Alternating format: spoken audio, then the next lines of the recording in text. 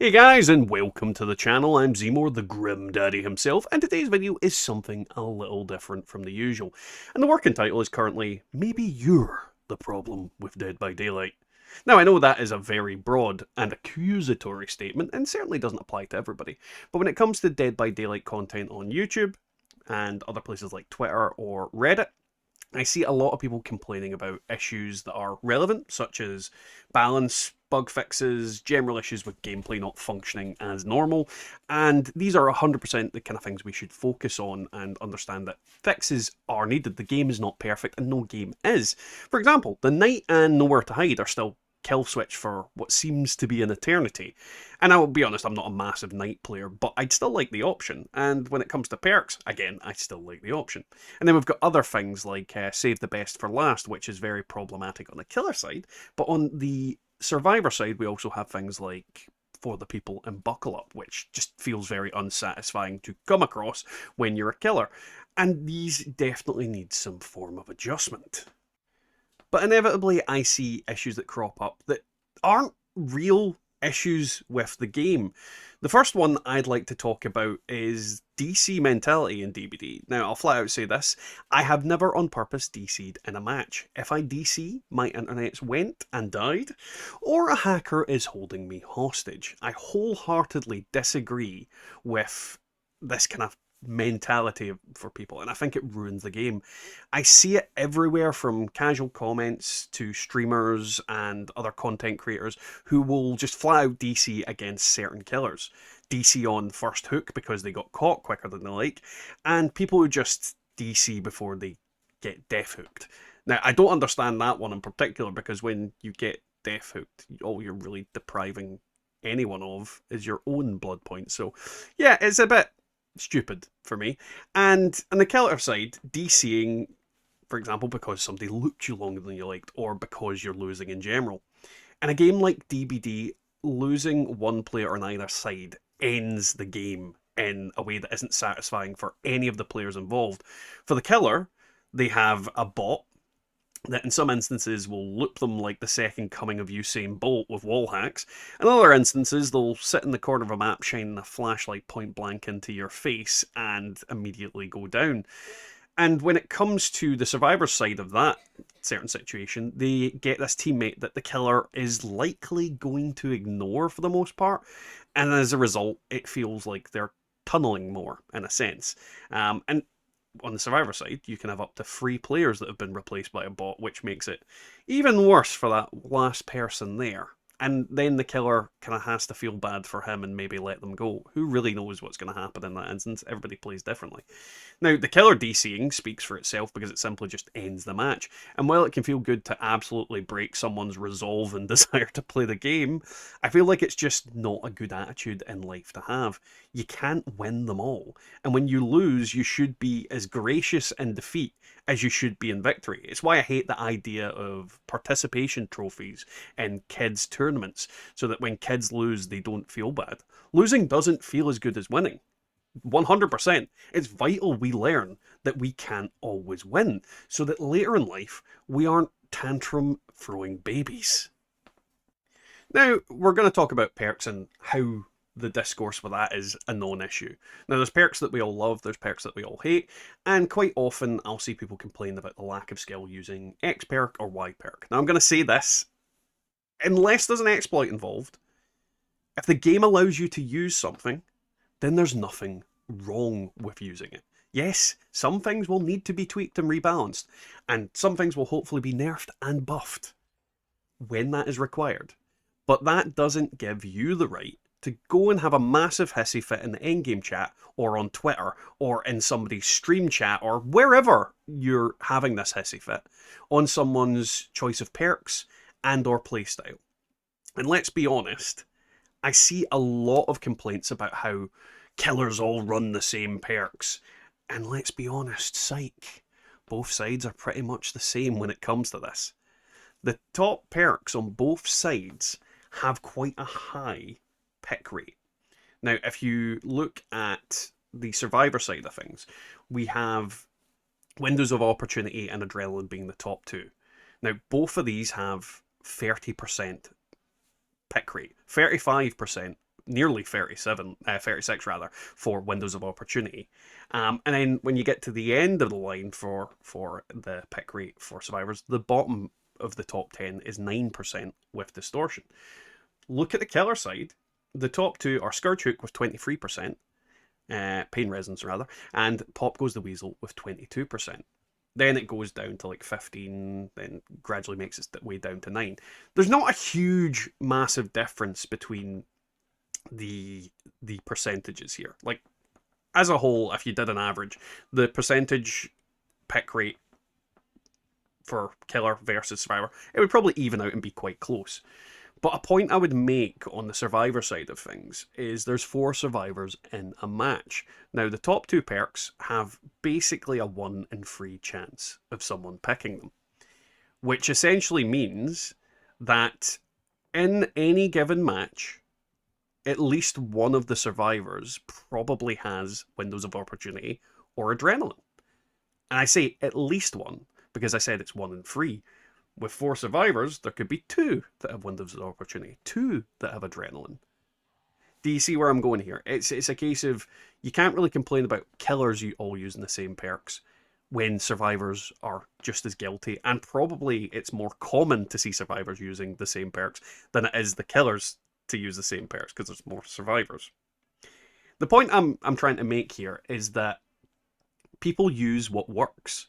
People use what feels good, and people use what they get value out of or they feel benefits them in any given circumstance. And that is fine. That is absolutely a fine way to play the game. Not everybody is going to be using a wacky, crazy build that, makes you scream every time you try and get on a gen or do a totem.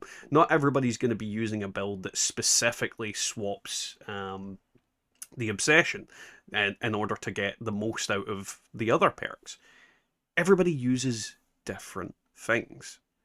And unfortunately, when things are good and things work incredibly well, a lot of people use it. The basic gist of this, both sides are as bad as each other at not being diverse in their builds. I mean, I'll be honest, I've used the same build that I've currently got on my Survivor for absolutely ages because it works, it feels good, and I'm very used to using the playstyle. And I'll be honest, I want to change it, I want to use different things, but it's my comfort zone. And there's nothing wrong with having a comfort zone. But when you complain about other people not being original, it just makes you look like an asshat. Now, another issue I've seen come up lately involves stealth. And I saw Spook and Dukes had covered this in one of his recent videos. And most of the hate is being aimed towards the perk Distortion. Now, if you've got an aura reading build, Distortion is the perfect counter to it, and it can be incredibly frustrating and unrewarding to have a build that just did nothing in a match if everybody was running Distortion, for example. And the thing about stealth is that there are other perks that can get around things like Distortion, like Spies from the Shadows and Ultimate Weapon. Granted, they can both be neutralized by by Cam Spirit, but for example, Spies with the Shadows is one of the noisiest bloomin' perks ever. Like, survivors don't realize how much noise they're actually making when you use Spies from the Shadows. Like, every 6 seconds, as they go around the edge of the map, and you're like, well, somebody's definitely there. But the point I'm making is that people don't use certain perks, but they'll use other perks that do a similar thing, and then complain when they don't use a perk that kind of counters that. Because Spies for the Shadows completely counters Distortion, because someone with Distortion will be like, ha ha ha ha, they don't see me, and then you come around the corner and smack them in the face because they disturbed the goddamn crow.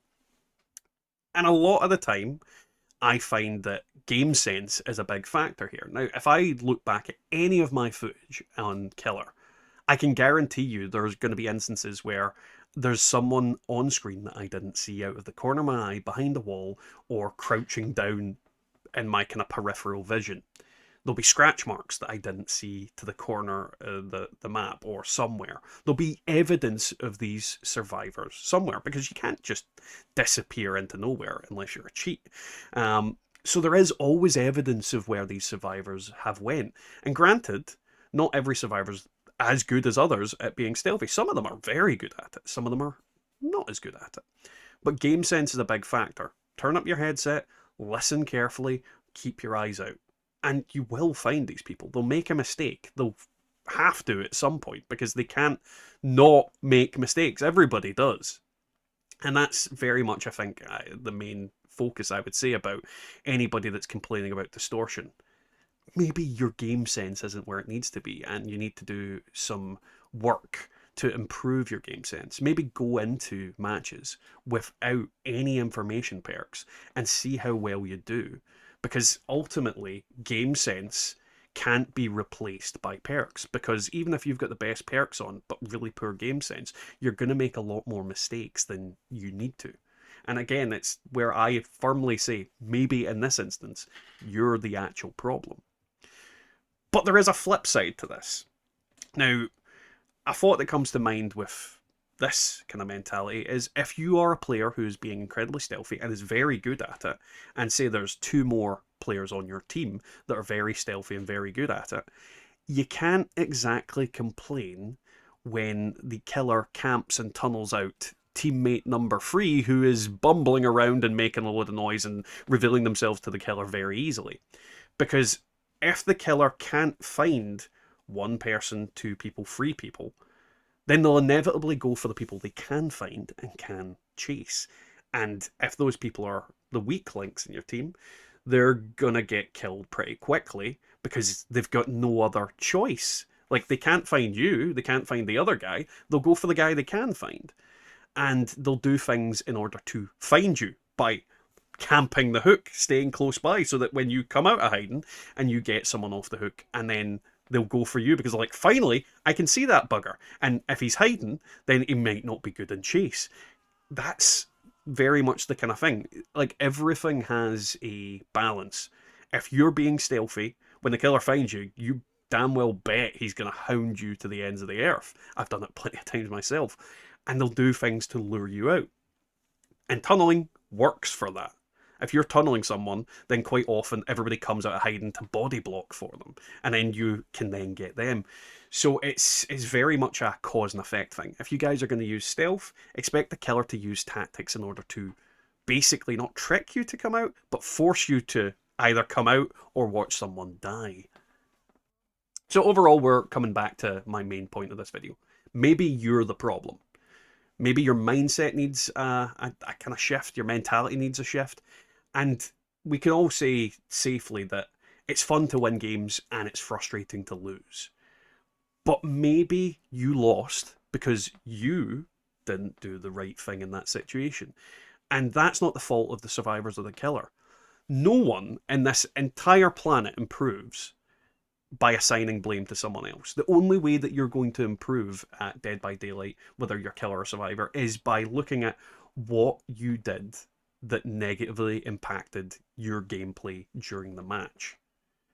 And when you figure out what you're doing wrong, it's 100% within your power to correct that and make things better for yourself and potentially for everybody else as well.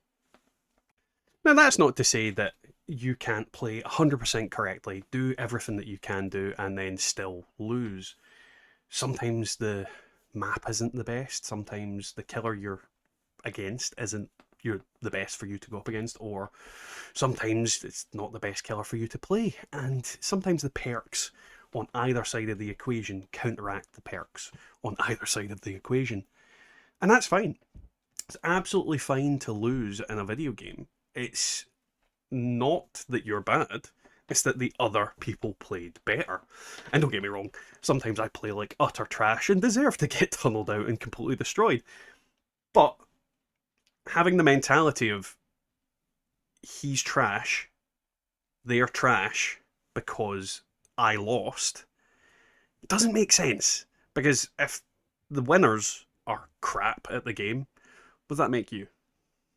It's just a very strange thing. And that's also to say that there are toxic people out there that will say and do things with express purpose to upset you and get a reaction out of you. And in those instances, yeah, I can understand why people react. And don't get me wrong, I enjoy a bit of shouting at a troll and telling them to go fuck themselves. But for those people that come into the game and they are genuinely angry at every little thing the other person does to try and win the game, you're the issue here. It's not the perks, it's not the killers, it's not their playstyle. My honest advice is try not to take the game so seriously. You'll enjoy it far, far more if you don't take it so seriously. And if you can't, maybe you need to find a game that makes you happy. And I've been there. I've 100% have been there where I felt like the game was just giving me nothing but stress and aggro. And I felt a million times better dropping that game from what I was playing. And I think in some instances, some people will be the same, where they need to just get out of Dead by Daylight. And I've seen plenty of people do that. It's not for everybody. And if it's stressing you out and making you angry, then it certainly shouldn't be for you. Now, if you agree with what I've said in today's video, if you like what I've said, if you agree or disagree, definitely leave some comments down below. I'd love to hear from you guys and hear what you guys think about what I've said today, because ultimately, I don't think you get anywhere without making a conversation. And I know there's problems with the games. I know there's balancing issues. I know there's things that don't work properly and don't work as intended and are, to an extent, unfair. But there's no reason to be angry about it, because, unfortunately, that is quite literally life. There are things that don't work and are unfair in our day-to-day lives. And the sooner you kind of learn to deal with that, the happier you'll be in an overall sense. Either way, guys, like, comment, subscribe, and we'll catch you next time.